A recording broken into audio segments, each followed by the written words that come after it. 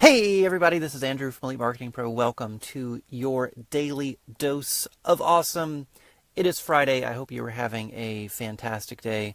And I first of all apologize for my camera being a little off kilter. I thought that I had both of my little makeshift tripods, but it looks like I only have one. And actually, you guys might find this fun. I'll show you what that looks like.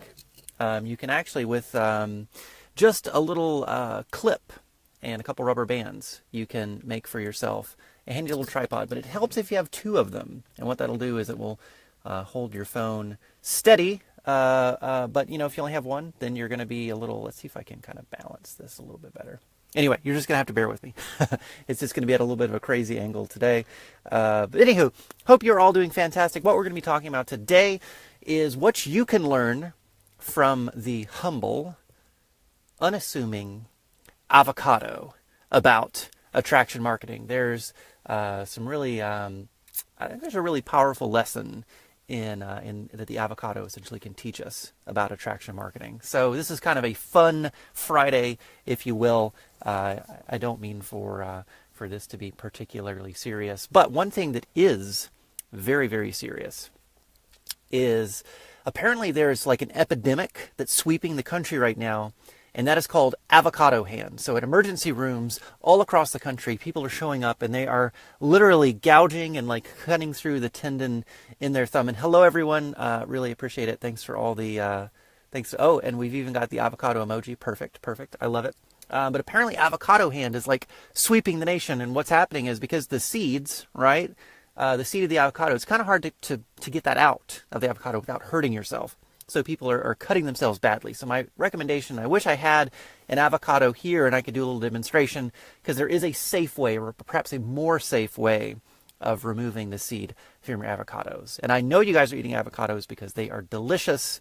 They are nature's butter. So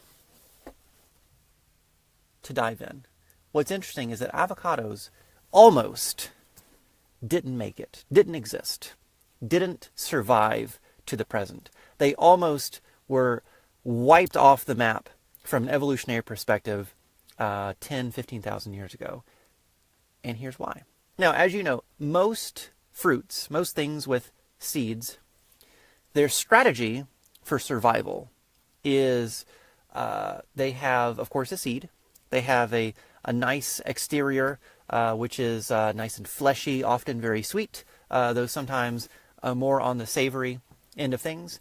And animals come along and they eat the fruits, and then they disperse them, because right, if the fruit just falls from the tree or the vine or the branch or whatever, then it's going to, you know, A, probably just rot on the ground right there, but B, if it were to survive, then it would be in competition essentially with the mother plant, and that's no good, right? These things have to spread. So the evolutionary strategy is to be something delicious that a mammal or perhaps a bird wants to come along and consume. It's a sound strategy, but here is the bottleneck that the avocado almost faced, which was around the, you know, I forget the name of the era. You know, it's not the Pliocene, but you know, one of those eras from way back when that, of course, we can't remember because it was, you know, 10, 15,000 years ago, during the time of the last ice age, when they were like mammoths walking around. What would happen is that was the era of the megafauna, right? That's when all the humongous beasts, the saber-toothed tigers, you know, the mammoths, the giant ground sloths in particular, were roaming around, and they were able to eat avocados in like one bite, right? Because of course, you don't want the seed to get damaged, right? The seed needs to make it all the way through you know, whoever's consuming it and depositing it, right? It needs to make it through intact and unscathed. So at that time, you know, we had these huge mammals, and so the avocado could spread very successfully throughout North America. That's a fact that might be a curious fact that might be interesting to you. The avocado is a New World native, so it did come from the Americas, and it was spread all throughout the Americas by the megafauna, in particular the giant ground sloth. The giant ground sloth is insane. If you're not familiar, there are some cool skeletons. I was actually recently in Chicago, and they had a skeleton of a giant ground sloth. These things were literally the size of a UPS truck.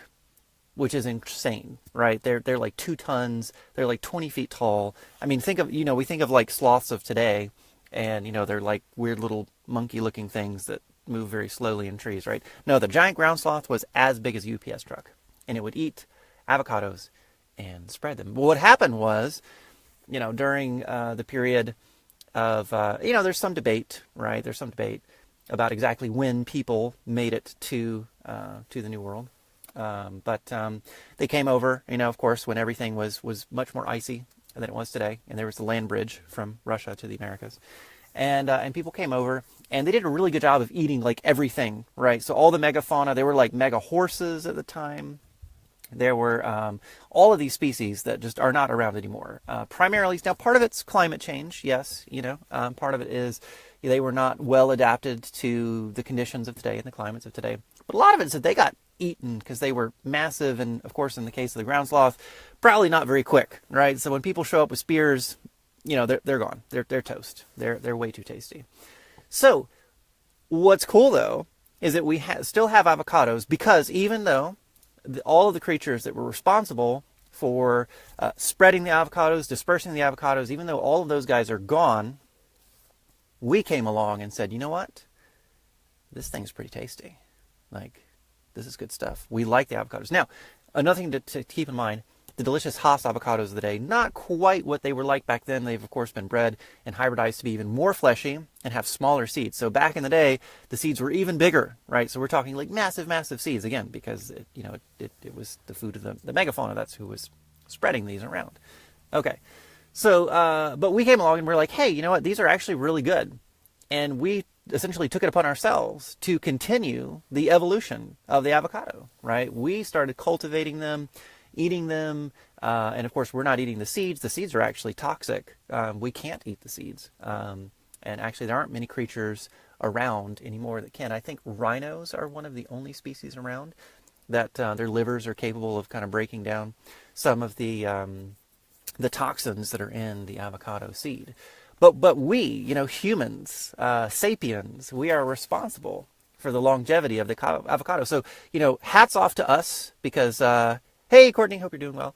Hats off to us because avocados are delicious, and I'm super glad that, my great, et cetera, grandfather decided to, to keep propagating this species and hybridizing the species so that we could have them today. But here's the lesson in this. I told you that, today was kind of, it's Fun Friday, it's kind of lighthearted. So, but there's actually a really important lesson in the survival of the avocado, as improbable as it might be, which is when you focus on strategy.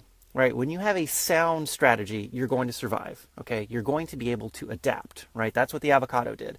It had a really sound strategy, which is it is delicious, things want to eat it, and they will spread it. And even when the primary things that were eating it were wiped off the face of the earth, other things came along, namely people in this case, and continued the tradition. Because the strategy was sound, it was able to adapt and survive.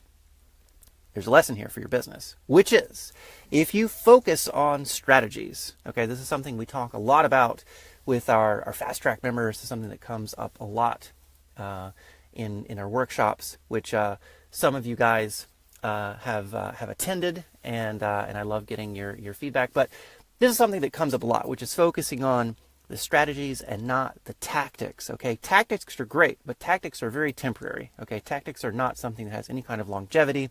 If you're just focusing on tactics, yes, you do need to know the tactics of the day, but if you're just super hyper focused on tactics and you think that's going to make a business that lasts, you are incorrect.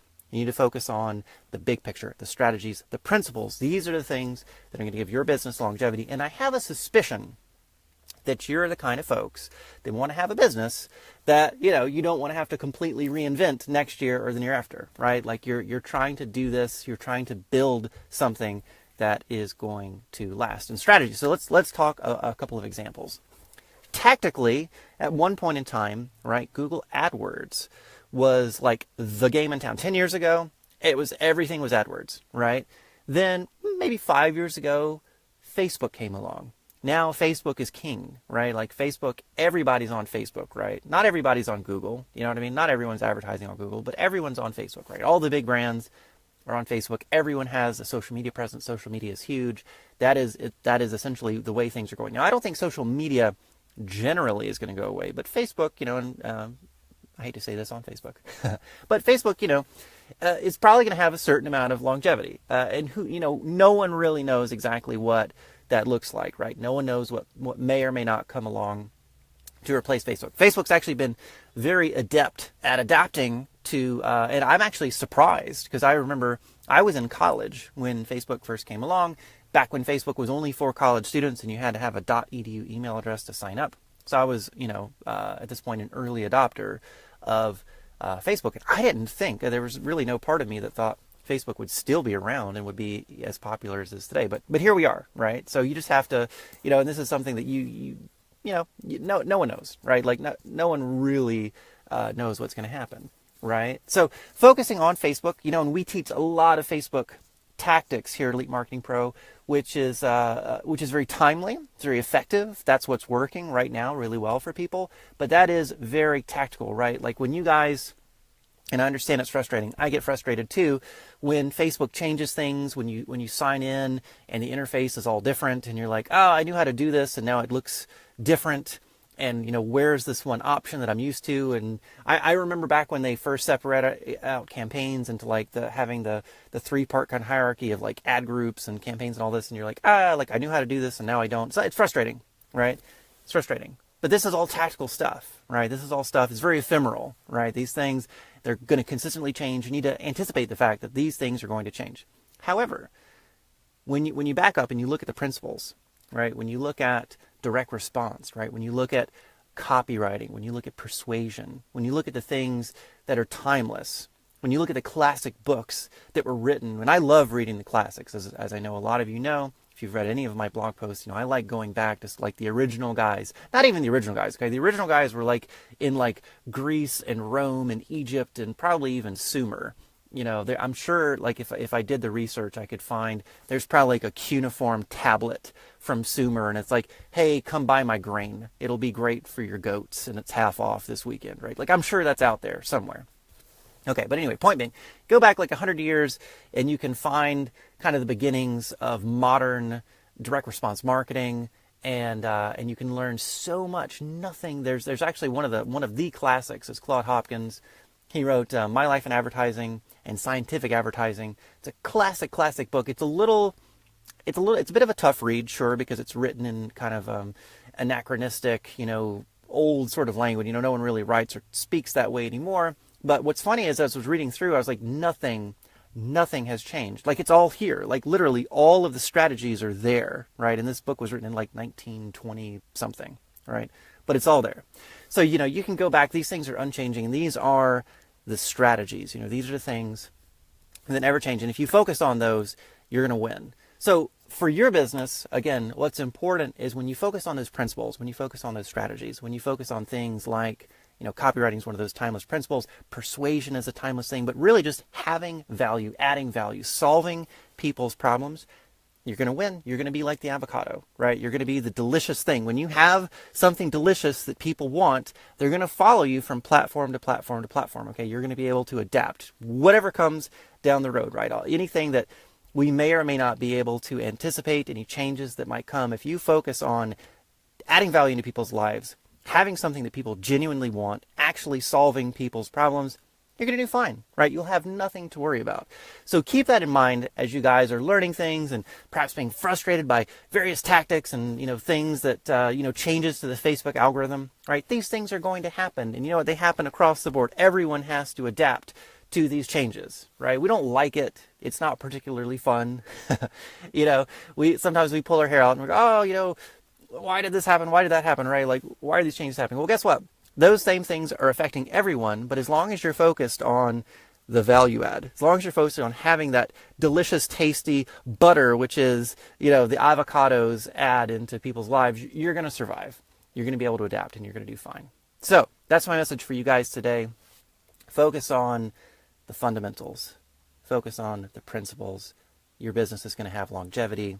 And you're going to be able to translate those skills anywhere, right? Like today, it's Facebook Live, right? This is a great example. Not too long ago, we couldn't do this, right? Like, it's actually very cool that we're able to go live. I'm literally broadcasting live just via my phone. This was inconceivable 10 years ago, much less 20 years ago. You would have had to have like 30 probably grand worth of equipment to broadcast. Like, if you were a news crew 20 years ago, like, think about the amount of equipment that you would have had to be able to broadcast live. Now we can do it on our phone. If it's in our pocket, we can go live anytime we want to our audience. It's crazy, right? It's insane. Okay.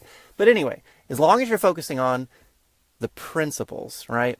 The strategies, as long as I have something of value, and hopefully you guys, of course, enjoyed my story tape, as long as I have something of value to share, whether I'm doing it on live, whether I'm doing it on a webinar, whether I'm doing it in a blog post, it's going to translate in the same way. It's structured very, very similarly. Having a persuasive conversation, engaging people, all these things, right? It translates via, any medium. Okay, so again, that's my message for you guys. Today was Fun Friday. Hope you enjoyed maybe some information and some thoughts about avocados that you perhaps didn't know. I certainly, it wasn't until I read, there's a book, fantastic book called Sapiens I read not too long ago. It's when I was actually first introduced to the giant ground sloth and a lot of the megafauna that I just wasn't very familiar with. I mean, we all know, like, oh yeah, at one point in time there were like dinosaurs around, right? But maybe you don't have a lot of distinction about, really how far and how much change has happened, right, on the planet, and how far people have come. And even the things that happen in people's lifetimes, like mammoths, for instance, they were around not that long ago, right? Like when the pyramids were being built, there were still mammoths around. Isn't that insane? Like, it's just crazy. So anyway, but they were unable to adapt, and that's kind of, how come they're not here today. So, anywho, guys, again, this is Friday, so have a fantastic weekend. I will look forward to seeing you next week. A lot of the crew at Elite Marketing Pro are on the cruise right now, the Elite Marketing Pro cruise, with a lot of our coaching clients and students. And so they're off having fun. So it's we have more of a skeleton crew running the show. But we're looking forward to it. So I will see you guys again. I forget if I'm back on Monday or Tuesday, but I will see you again soon on the Daily Dose of Awesome. Have a great weekend, and we'll see you next week.